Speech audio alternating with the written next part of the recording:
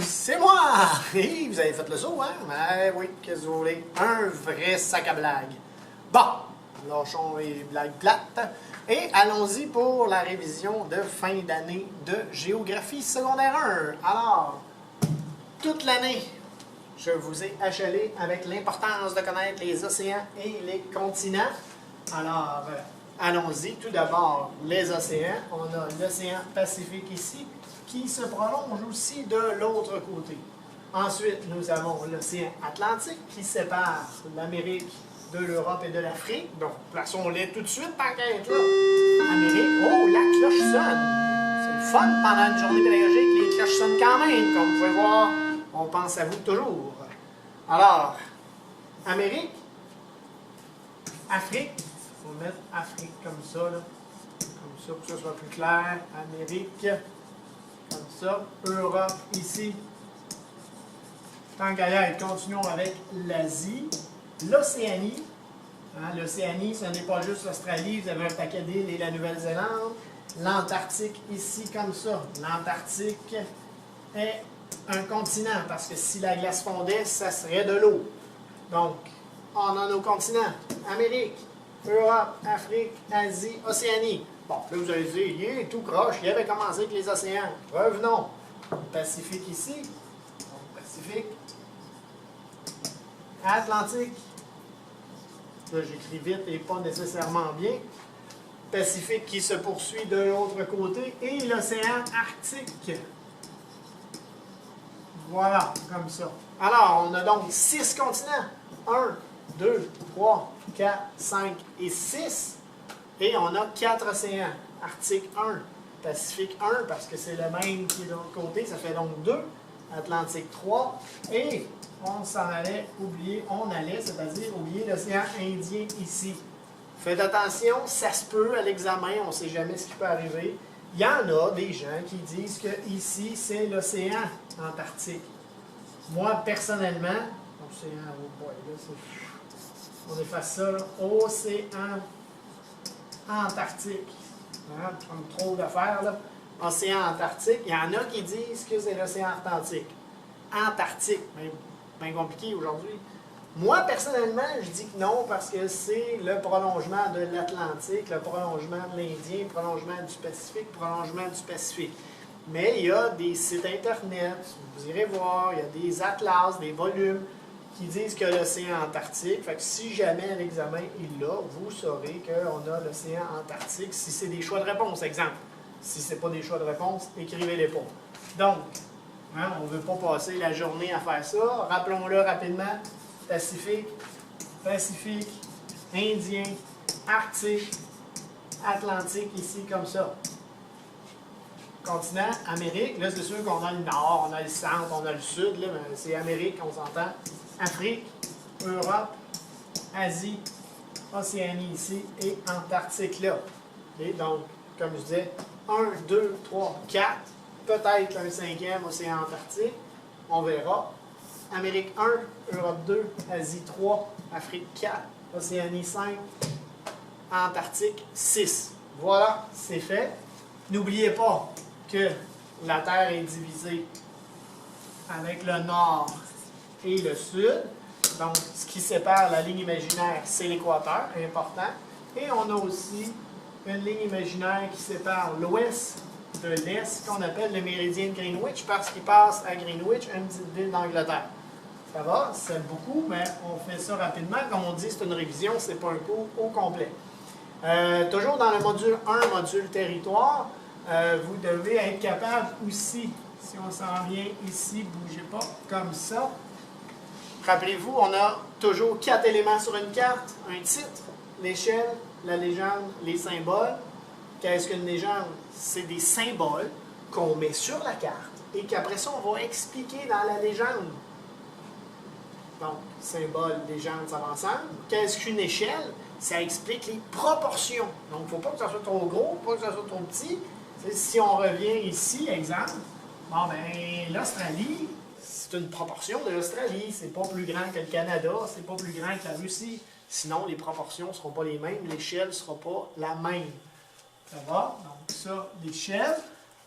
Ensuite, on a Bon, le titre, ça va, il faut toujours qu'il soit là. Et il y a aussi la rose des vents. Donc, la rose des vents, ça sert justement à ce que je dis avec l'équateur et le méridien de Greenwich, à dire qu'est-ce qui est au nord, qu'est-ce qui est au sud, qu'est-ce qui est à l'est et qu'est-ce qui est à l'ouest. Là, après ça, on a le nord-est, le sud-est, bon, le sud-ouest, le nord-ouest, mais dans le fond, la rose des vents, c'est ce qui explique les directions sur une carte. Ça, c'est le module 1.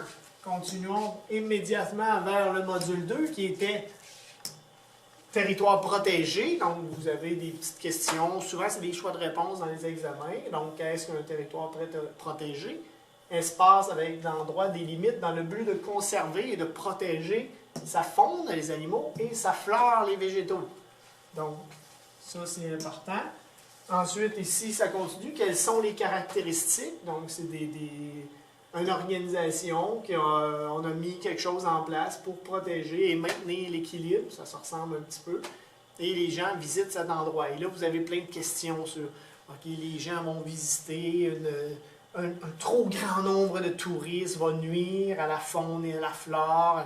Il ne faut pas jeter nos déchets, il faut faire des recherches scientifiques, donc il faut faire attention dans des parcs naturels, les feux de forêt, bien ça, faire attention, on n'a pas le choix, quand il y en a un, il y en a un, là, sauf que faut pas faire par exprès non plus pour amener des choses inflammables en forêt, dans des parcs, mais des fois ça peut être la foudre, c'est des choses qui peuvent détériorer le parc. Vous allez avoir des petites questions là-dessus. Ensuite, module 3 ici, les risques naturels. Donc, on a 4 risques naturels, séisme, volcan, ouragan et tornade. Donc, on a vu ça, il faut le savoir aussi. Qu'est-ce qu'on a d'important aussi? Bon, ça peut être, si on s'en vient ici, voyez, l'endroit principal où il y a des risques naturels, c'est ce qu'on appelle ceinture de feu du Pacifique. Fait que là, faites attention, l'Amérique est de ce côté-là, parce que ce qu'on voulait faire, c'est vraiment montrer ici la ceinture de feu du Pacifique. On a vu, et là, si on revient ici sur la carte du monde, on a vu les endroits problématiques. Hein? On a vu ici San Francisco en Californie, on a vu Mexico, donc c'est de ce côté-là la ligne, la fameuse ceinture de feu du Pacifique.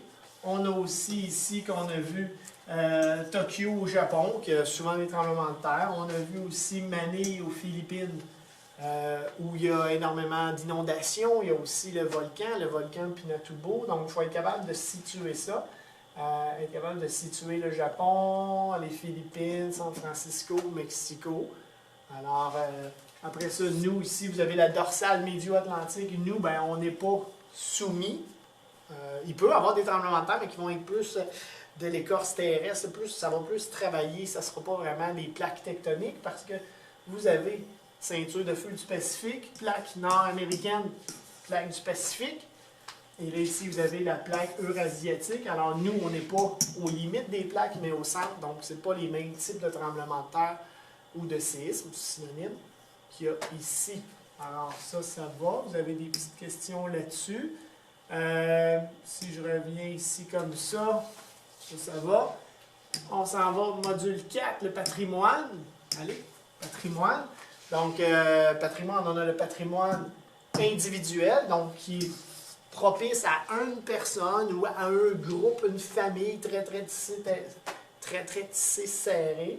Et on a un patrimoine collectif qui va être plus, ça le dit, dans la collectivité, plus des sociétés. On a l'UNESCO, hein, on se rappelle ce que ça veut dire. C'est United Nations for Educational Science Culture Organization, donc l'Organisation des Nations Unies pour la science, la culture et l'éducation. Donc c'est souvent eux, l'UNESCO, qui vont déterminer qu'est-ce qui est patrimoine ou qu'est-ce qui ne l'est pas.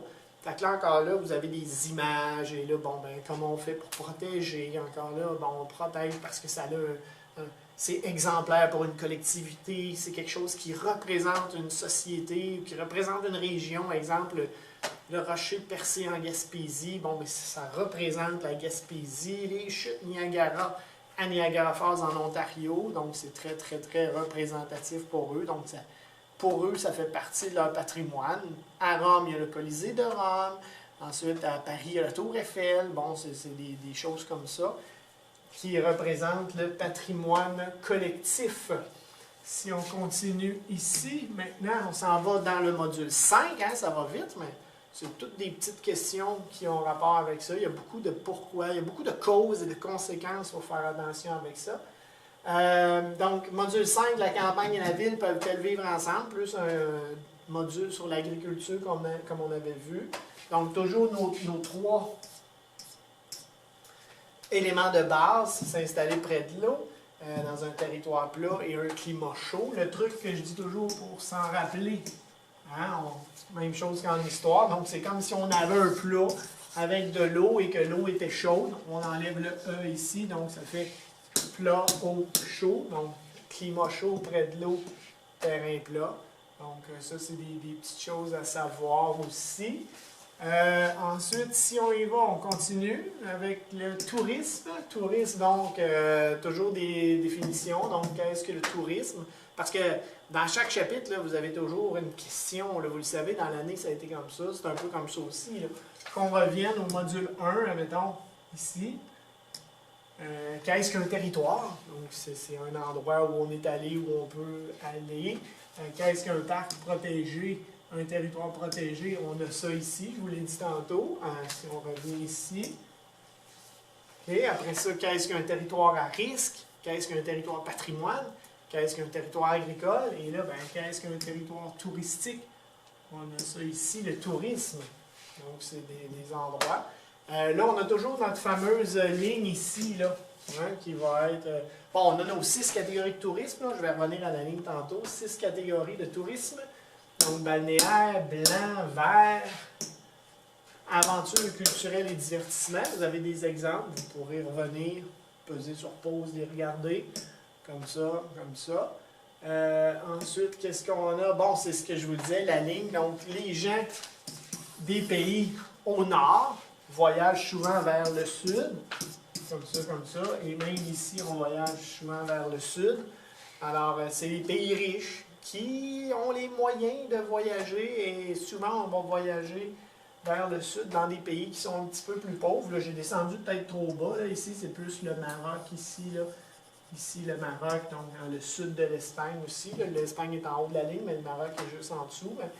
Les Européens vont aller quand même vers le sud, comme les Canadiens vont aller vers le sud. Ici aussi, je suis peut-être descendu trop loin. Là, on va plus aller ici en République dominicaine, Cuba, au Mexique. Quoi qu'il y en a qui vont en Amérique centrale, le Costa Rica, Nicaragua, Honduras, il y en a qui y vont. Mais c'est plus accessible ici. Donc, même chose ici, vous allez avoir des gens qui vont aller en Indonésie, en Thaïlande, qui vont aller ici. Fait que cette ligne-là partage les gens riches du Nord par rapport aux gens du Sud. Ensuite, on a ici, bon, un peu ce que j'expliquais, les principaux pays qui sont visités. Bon, ici, qui s'occupe, ça c'est moins important, là, qui s'occupe du tourisme, qui est concerné par le tourisme. Voyons. Ensuite, ça c'est pas vraiment important.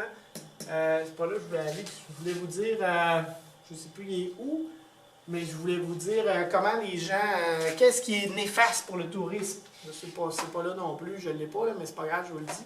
Qu'est-ce qui est néfaste? Bon, ben, c'est comment on fait pour être un bon touriste. Donc, il faut respecter les règlements, il faut respecter les gens chez qui on va, parce que des fois, il y a un attrait touristique, puis on se promène dans la ville. Il faut faire attention aussi quand on va dans des sentiers pédestres, marcher dans les sentiers, ça dit, non pas à l'extérieur. C'est un peu ça, là, jeter nos ordures dans des poubelles.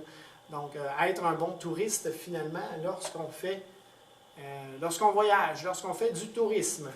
Alors, c'est un peu ça, c'est facile, c'est simple, c'est rapide, il y a beaucoup de questions, comme je disais, des causes et des conséquences, pourquoi.